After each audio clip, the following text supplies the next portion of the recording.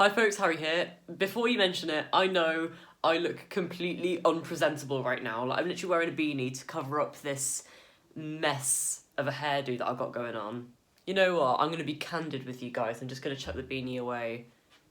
Just let my hair loose. So right now it's about 9 PM on Friday the 2nd of April, and tomorrow I'm planning on doing a 24-hour readathon, and quite frankly, I know that I'm going to be way too exhausted tomorrow morning to be able to properly convey what I'm doing, and I'm going to be way too tired to film an intro, so I'm just doing it now at 9 PM while I'm awake. Okay, so I didn't actually mention what I'm doing during these 24 hours. My plan for the 24-hour readathon is basically just to read all of my favourite kids' books. So as you may know, I've been reading a lot of Stephen King lately, a lot of horror, a lot of adult literature, a lot of classics, but just for one day, I wanted to go back to the books that started my love for reading. And I have three main authors that I was absolutely obsessed with when I was younger. So the first author was David Walliams. If you are an American subscriber of mine, then you might not actually know who this is. He's basically a British kids author,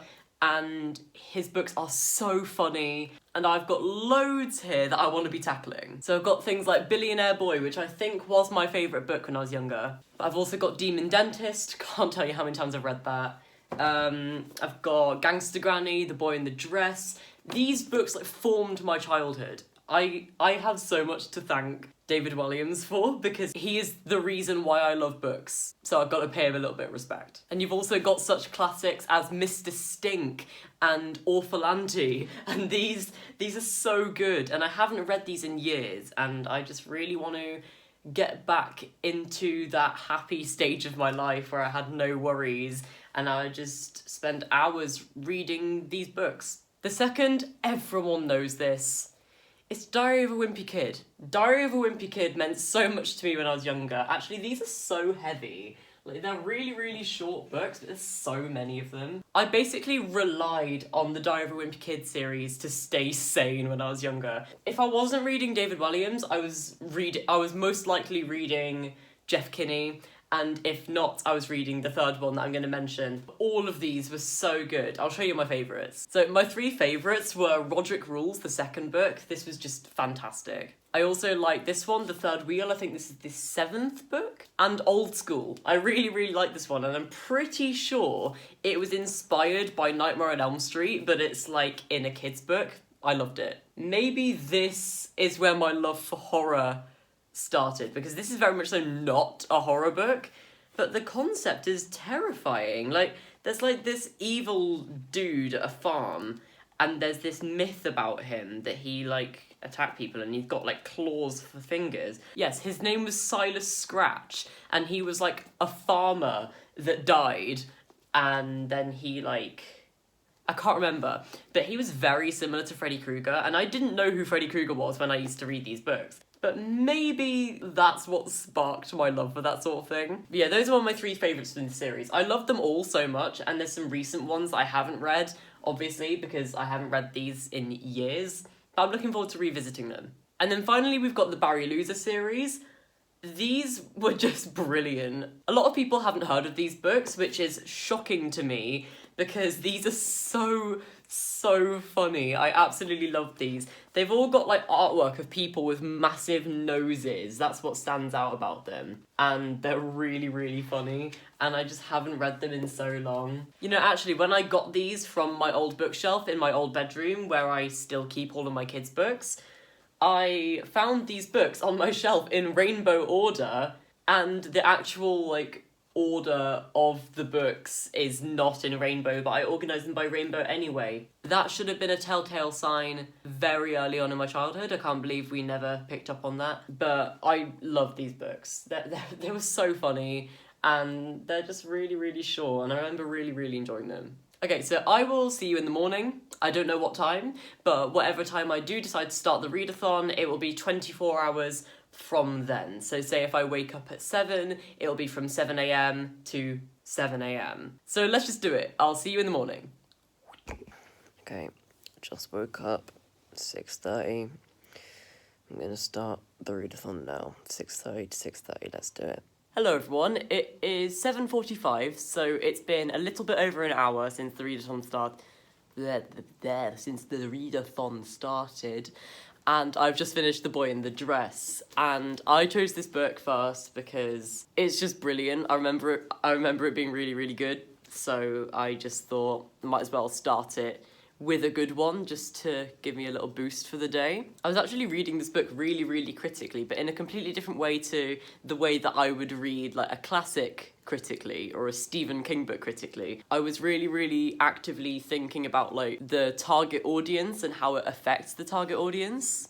I've got a dog here, hello. Like the whole point of this book is that it's okay to defy gender stereotypes. And it's very clear that this book was definitely an attempt to eradicate at least some of the stigma surrounding what you can wear and what you can't. This book conveys its message really, really well, and I have to say, considering that I haven't read this book in years, but when I did read this book, it really, really did affect me and benefit me and change the way that I thought about the world. It's such a powerful message and it gets it across so well. So I really, really enjoyed revisiting this from a slightly more mature point of view, and I got something completely different out of it this time. I just gained so much more of an appreciation for David Walliams being able to convey this message so clearly to a younger audience, and I really, really appreciated that. So moving on to something a little bit less meaningful and more just funny, I'm gonna read my favourite Barry Loser book, which is Barry Loser in the Case of the Crumpled Carton. This was just hilarious, so I thought I might as well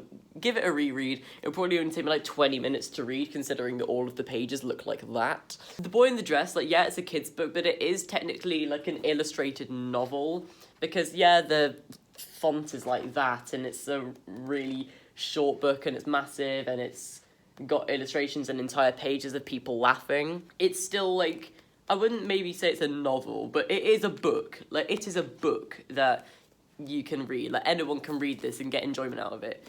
But the Barry Loser series is very much so catered to kids and just kids, and I want to see if I can get the same enjoyment out of it that I did when I was like 9. So I'm going to see if I can get anything critically out of this book. Okay, so it's 8:48 and I've read Barry Loser and the Case of the Crumpled Carton. I didn't enjoy it. I can't believe that this was one of my favourite books when I was younger. I really, really tried to read this with the perspective of like a 9-year-old reading it, because I used to be like 9 when I read these books, but I just couldn't get any enjoyment out of it whatsoever, other than the fact that I know for a fact that I used to enjoy them when I was younger and they brought me happiness. That is the only thing I enjoyed about this book. The actual reading experience of it was terrible. I've read this book about 20 times when I was younger, so I knew everything that was going to happen, so I was a little bit bored. And the language is just so painfully awkward and embarrassing and childish and immature, but it's meant to be. Like, it's meant to be like that. So it does succeed in what it's trying to do. And I would recommend this to maybe like a 7-year-old, because the language is so easy, it's all written like that. And it's a very immature book series. It's very, very, very immature. So if you've got like a kid, or you are a kid that's got like an immature sense of humour, then I think you'd quite enjoy this. And I did. When I was younger, I was head over heels in love with this series, but it's not something that I can get enjoyment out of anymore.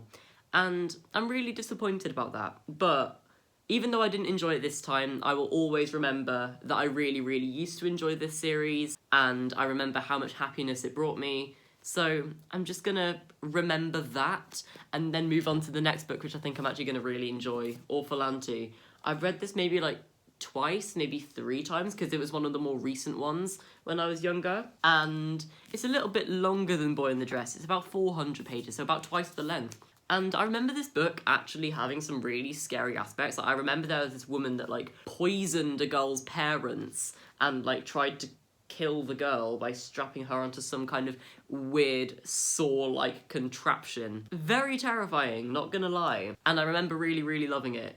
So I'm gonna give this one another try. And I do think I'm gonna like this, because I can still get enjoyment out of David Walliams' books, just because they are so funny. That's such classic British humour, which I guess makes it a little bit inaccessible to some audiences, because it's a lot of British humour. But if you're a British adult and you didn't grow up reading David Walliams, I actually encourage you to read a few books of his. And I recently tweeted about this the other day, how I think that people shouldn't get bashed for reading books outside of their age range. And it's really, really true.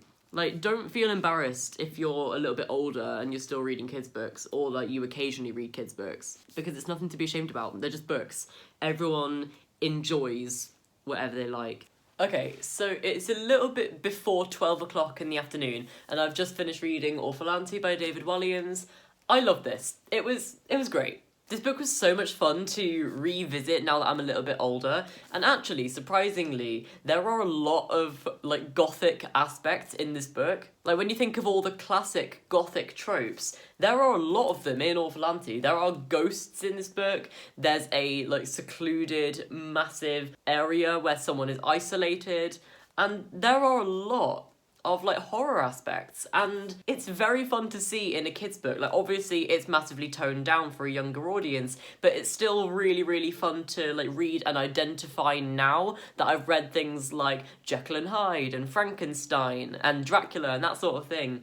It's really, really fun to see how those aspects also bleed into children's literature and how they can be altered a little bit for a younger audience, and I think that's really, really interesting. So I've actually written reviews for both of these books on my Goodreads. There's a link in the description. I am not going to be including the Diary of a Wimpy Kid books or the Barry Loser books on my Goodreads. I don't feel like I should count them towards my overall reading goal on Goodreads, but all of the David Walliams books that I'm reading today, I am doing reviews for, and I am counting because they should be considered just illustrated novels. Like, they're just a lot of fun, and I am counting these. Right. It's about 2:15, and I'm already exhausted. Since I last checked in with you, I have finished 2 books. I read the original Diary of a Wimpy Kid, and I've also just finished a few minutes ago Billionaire Boy, David Walliams. I am so tired. I never want to read another kid's book ever again, but I'm gonna keep going. I want to have a break because I'm really, really achy because I haven't been moving. So I do want to have a break, just maybe for a few hours, because if I read another one of these, I'm just going to lose my mind. I'm actually going to lose my mind. I don't mind David Walliams. I will gladly read him every second of the day because he's actually funny. The thing is with the Diary of a Wimpy Kid books though, Greg Heffley is a He is an absolute I do not understand why he is the protagonist of this series. I'm pretty sure there's like loads of videos on YouTube talking about how horrible of a person he is, but he's really awful. Like, he just relentlessly bullies his best friend and he doesn't even realise it. He blames everyone but himself for his own mistakes, and he is just a whiny brat, and I really, really don't like Greg as a character, so therefore I did not enjoy my reading experience of this. It was just miserable. I'm not reading any more Barry Loser, and I don't want to read any more Diary of a Wimpy Kid because Greg will just frustrate me. There are some other books that I did read when I was younger. I'm going to show you them now. So excuse the mess of stuff behind me, but this is the best way I'm going to show you. The books that I used to read as a kid. Goodnight, Mr. Tom by Michelle Magorian. I loved this, and it's an actual novel. I don't know if this is considered a kid's book. I think it's considered middle grade. Yeah, it's published by Puffin, so it's meant for younger readers. Carrie's War by Nina Bowden. I loved this book, and I read this, I think, the last time I read this was in year 6, so I was 10 or 11. Actually, bit of a theme. Both of these books are very World War II central. That's quite interesting. Okay, guys, so it is about 4:30 right now, and I am about 50 pages into Goodnight, Mr. Tom, and I've got some weird Superman thing going on with my hair. Yeah, so I'm about 50 pages into this, and I'm really, really enjoying reading, like, an actual novel again, just, like, without pictures, just straight up text. This is what I'm used to. This is the sort of thing that I've been reading for many years now, and I'm really, really comfortable with this book. It's a nice refresher after reading a whole load of David Walliams and really, really childish books, because this one does have some pretty serious topics like domestic abuse,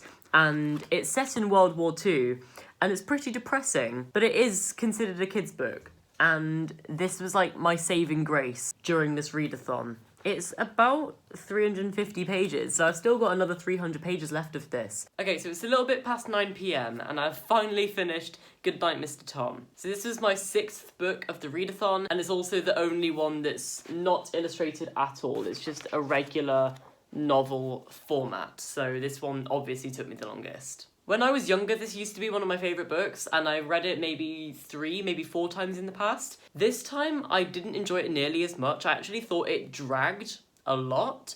I'm still going to rate it about 4 stars, maybe 3.5, just because I love the story, I love how heartbreaking it is, I love the World War II setting, I think it's absolutely brilliant, but it does drag a bit. Well, I've now read 6 books, and personally, I think that's an accomplishment in itself, but I've still got 9 hours of the readathon left. I don't have the energy.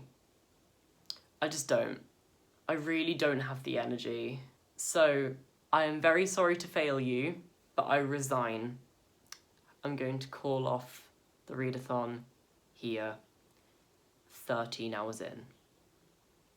If you've enjoyed this video, please give it a big fat thumbs up and subscribe for more bookish content. See you next time.